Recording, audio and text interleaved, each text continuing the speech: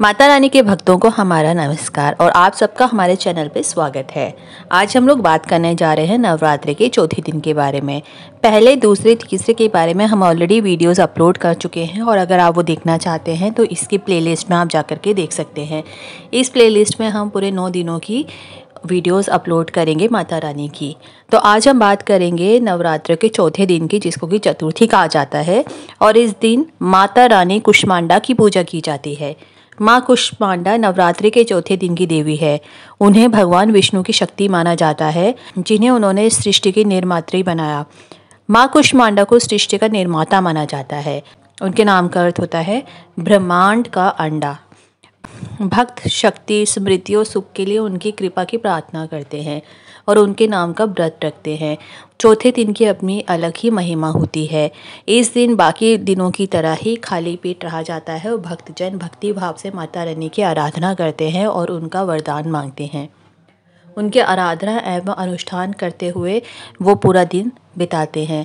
कुछ क्षेत्रों में इस दिन हरा रंग भी संबंधित माना जाता है। हर एक दिन का अपना एक रंग का खास महत्व होता है। उसी दिन चौथे दिन का जो महत्व है वो हरे रंग में होता है और ये नई शुरुआत और विकास का प्रतीक होता है। नवरात्रि के चौथे दिन को माता कुष्मांडा की पूजा का विशेष महत्व है और क्योंकि वो ब्रह्मांड की निर्मात्री मानी जाती है तो उनका एक अलग ही रूप नज़र आता है। उनकी आराधना से नए जीवन की उत्पत्ति और सृजनात्मकता की प्राप्ति होती है। भक्त लोग इस दिन हरा रंग पहनते हैं और आराधना के लिए माँ कुष्मांडा की मूर्ति को बहुमूल्य आभूषणों से सजाते हैं। भगवान की आराधना के साथ साथ लोग अपने घरों को सजाते हैं, रंगोलियाँ बनाते हैं, सुंदर सुंदर फूल मालाएं लेकर के आते हैं, अपने मंदिरों को सजाते हैं और कई तरह के सामाजिक उत्सवों का आयोजन भी किया जाता है। आप देखेंगे मंदिरों में कीर्तन होते हैं और फिर कई जगह दान पुण्य दक्षिणा भी दी जाती है। नवरात्रि के चौथे दिन लोग हरे रंग तो पहनते ही हैं, साथ में पूरा दिन माँ कुष्मांडा की मूर्ति को बहुमूल्य आभूषण से सजाते हैं, उनको निहारते हैं और उनकी पूजा करते हैं।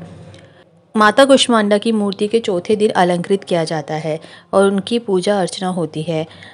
माता कुष्मांडा का अवतार अत्यंत मांगलिक माना जाता है। उन्हें 9 दिनों तक पूजा जाता है और उनकी प्रार्थना से भक्तों को संतुष्टि, समृद्धि और सुख की प्राप्ति होती है। हर एक रूप का एक अलग महत्व होता है और नवरात्रि के चौथे दिन जब आप पूजा पाठ करेंगे तो इसका वैसे ही होता है जैसे आप बाकी नवरात्रों में करते हैं। पूरा सच्ची श्रद्धा भक्ति से आपको पूरा दिन बिताना होता है और अगर आप व्रत कर रहे हैं तो कुछ खास नियमों को आपको पालन करना होता है।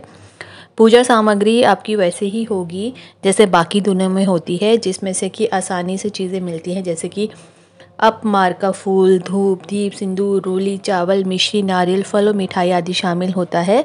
इसको आप पूजा में लगा सकते हैं और पूजा की तैयारी के लिए माँ कुष्मांडा की मूर्ति को सजाया जाता है। उसे पुष्प, चादर आदि से अलंकृत किया जाता है। पूजा की शुरुआत में कुष्मांडा को प्रणाम किया जाता है और फिर मंत्रों का उच्चारण किया जाता है और प्राण प्रतिष्ठा का अभिषेक किया जाता है। भोग बना करके माँ कुष्मांडा को अर्पित किया जाता है और इसमें आप मीठे पूड़े, चना, फल और मिठाई चढ़ा सकते हैं। फिर प्रसाद के रूप में भक्तों को बांटा जाता है। अंत में माँ कुष्मांडा की आरती की जाती है और उन्हें चादर और पुष्प अर्पित किया जाता है। पूजा के बाद भक्तगण खाने पीने में लग जाते हैं और धार्मिक संगठनों में सामाजिक उत्सवों और कार्यक्रमों में भाग लेते हैं। वस्त्रों और रंगों की बात हमने आपको बता दी है, जैसे कि इस दिन चौथे दिन जो होता है उसे हरा रंग उपयोग किया जाता है और हरा रंग जो होता है वो प्रकृति की नवीनता, उत्थान और प्रेरणा को दर्शाता है। लोग हरे रंग के कपड़े पहनते हैं और अपने घरों को सजाते भी हैं। नवरात्रि के दौरान व्रत रखने वाले लोग उपवासी होते हैं और वे नॉन फास्टिंग खाने से परहेज करते हैं। कुछ पदार्थ होते हैं जिनको वो खा सकते हैं नवरात्र के दौरान और बाकी चीज़ों से परहेज़ करना चाहिए, जैसे कि साबूदाने की खिचड़ी खा सकते हैं, साबूदाने की खीर खा सकते हैं, क्योंकि दूध और दूध के प्रोडक्ट्स इसमें वर्जित नहीं है, आप इसको आराम से खा सकते हैं। उपवास में पसंद की जाने वाली प्रमुख वस्तुओं में से अगर है तो वो साबूदाना है। कई इसको टिक्की बना करके भी खाते हैं और सिंघाड़े का आटा आप ले सकते हैं। सिंघाड़े के साथ कुट्टू के आटे की भी पूड़ियाँ बना सकते हैं। पनीर ले सकते हैं, पनीर का टिक्के बना सकते हैं। पकोड़े, डोसा बनाने के लिए आप इस आटे का इस्तेमाल कर सकते हैं। और उसके बाद आप कटहल खा सकते हैं। कटहल में जैसे आपको सिर्फ ये है कि व्रत में आपको नमक का ध्यान रखना है। आपको व्रत वाला नमक ही खाना है। सेंधा नमक, नॉर्मल नमक नहीं खाना है। नॉर्मल नमक जो होता है वो समुद्र से मिलता है, तो वो शुद्ध नहीं होता है। आप कटहल की सब्ज़ी खा सकते हैं। इसमें सात्विक खाना खाएं। प्याज और लहसुन का पूरा परहेज़ होना चाहिए। और उपवास में फल और दूध का सेवन किया जा सकता है। दूध से बनी हुई चीज़ें तो वैसे ही खानी चाहिए, जैसे दूध हो गया, पनीर हो गया। और उसके बाद उपवास में विभिन्न प्रकार के ड्राई फ्रूट्स और नट्स आप खा सकते हैं, जैसे कि मूंगफली आप खा सकते हैं, खजूर, किशमिश, बादाम और अखरोट। इस दिन आप बहुत ज़्यादा पानी पीजिए, क्योंकि नवरात्रों में आप व्रत रखते हैं तो बॉडी में गर्मी हो सकती है।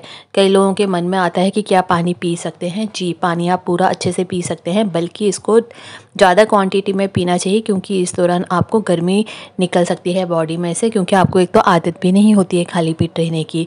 तो आपको एनर्जी मेंटेन करने के लिए पानी की आवश्यकता होती है। उसमें नमक ना मिलाएं। आप नॉर्मल पानी भी पी सकते हैं, चाहे तो आप जूस भी बना करके पी सकते हैं, नारियल पानी आप पी सकते हैं। तो लेकिन जो भी आप खाएं सात्विक मन से खाएं। कई बार ये होता है कि वैसे तो एक ही बार खाना चाहिए, लेकिन कई बार ये होता है कि किसी से नहीं रहा जा सकता, तो वो 2 बार भी खा सकते हैं, दिन में भी रात को भी। इसके अलावा आप फ्रूट्स खा सकते हैं। बहुत से ऐसे आजकल मार्केट में चिप्स आने लगे हैं, आलू की चिप्स, टिक्की आने लगे हैं, जिनको आप खा सकते हैं। और नमकीन, व्रत वाले लड्डू, ये सब आते हैं। इस तरह से आप माँ कुष्मांडा के नाम से ये व्रत रख सकते हैं, और माता रानी आपको पूरी आपकी जितनी भी मनोकामना होंगी वो पूर्ण करेंगी।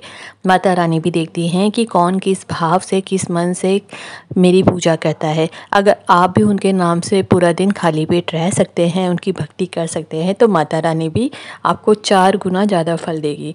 लेकिन आपको ये बता दें कि कभी कोई भगवान आपको ये नहीं कहते कि मेरे नाम से आप खाली रहे पेट रहें, कुछ ना खाएं। ये इंसान की खुद की श्रद्धा भक्ति होती है, ये हमारी पेशेंस होती है, जो कि हमें और ज़्यादा स्ट्रॉन्ग बनाती है।